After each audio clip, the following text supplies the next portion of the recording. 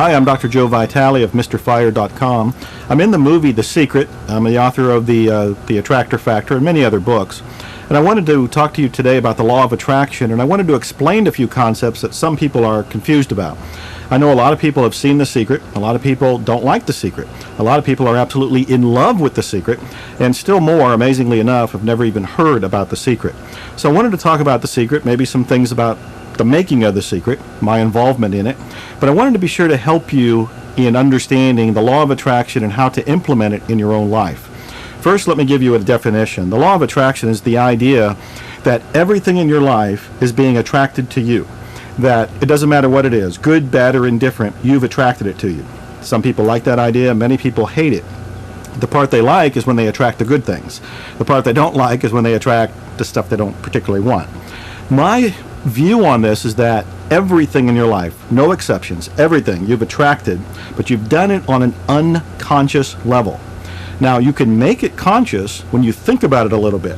For example, we don't want this to happen, but if there was a car accident and you're wondering, how did I attract that? If you think back to the day before, maybe a few days before, you might have been thinking about a car accident. You might have been fearing a car accident, and there might have been some belief work going on. There might have been some things about deservingness. There might have been some things about self-image. There might have even been some things about you wanted some attention. Some people can't stand their lives to be particularly great. There was a therapist a long time ago who said, how good can you stand it? How good can you stand your life? It seems that we hit a threshold at some points in our lives and we'll make things happen that if we thought about it some more, we wouldn't particularly want the car accident, the health problem, relationship problem, the financial problem, you name it, fill in the blank. But we unconsciously attracted it.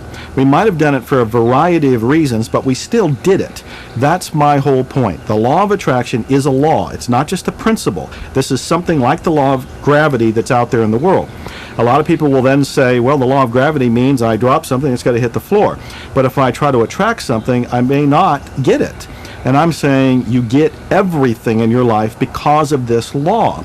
The confusing part is you're not always aware of the unconscious thoughts that are kicking in, that are the programming, the wiring that's in your mind.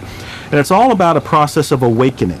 It's the idea that if you're attracting things in your life that you don't particularly want, it's because of these unconscious beliefs. And so you can become conscious of them and you can clear them. And when you do, you accelerate the process. That's the law of attraction. You accelerate the process of getting more of what you want. So this whole experience that we're designing for you today is to help you understand and better implement this law that's already at work, that you're already doing unconsciously. The first one was about, and this is a law too, the law of gratitude.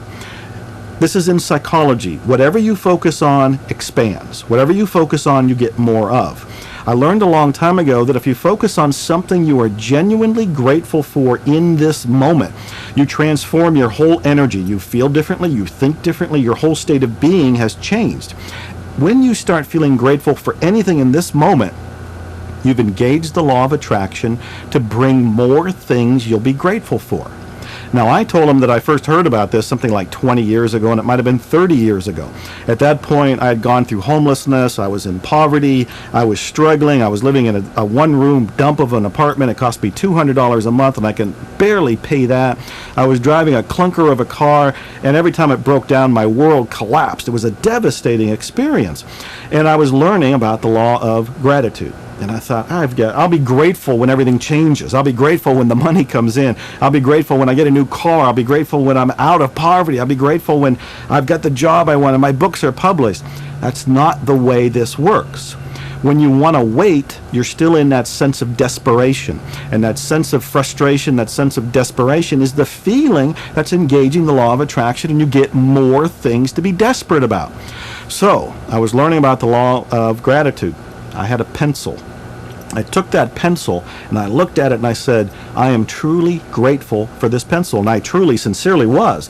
I thought, with this pencil I can write a suicide note, or I can write a grocery list, or I can write the great American novel. And thank goodness there's a eraser on the other side of it where I can go and erase anything I didn't want. and I started really feeling grateful. That was the little peephole that I was able to open up to allow myself to change within myself. Now, here's where the magic kicked in, and maybe you don't want to call it magic. Just look at the psychological aspect that's going on.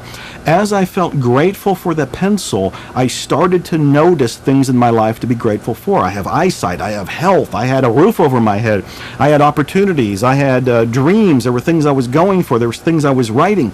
I was grateful for my life.